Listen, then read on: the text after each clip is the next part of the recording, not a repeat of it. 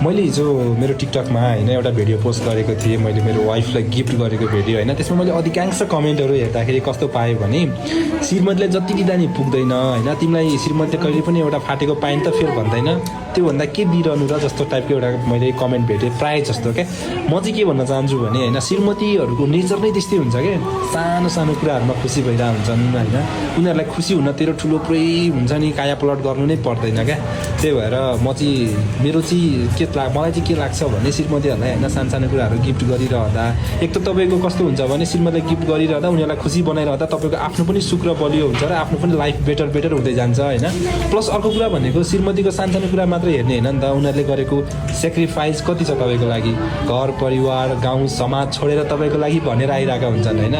अनि तपाईँलाई कति सेक्रिफाइस गरेर तपाईँको परिवार धान्नलाई, तपाईँलाई माथि उठाउनलाई उसले एकैचोटि डाइरेक्ट इन्भल्भमेन्ट नभए पनि उसको इन्डाइरेक्ट कति इन्भल्भमेन्ट छ, तपाईँको घर धानिरहेको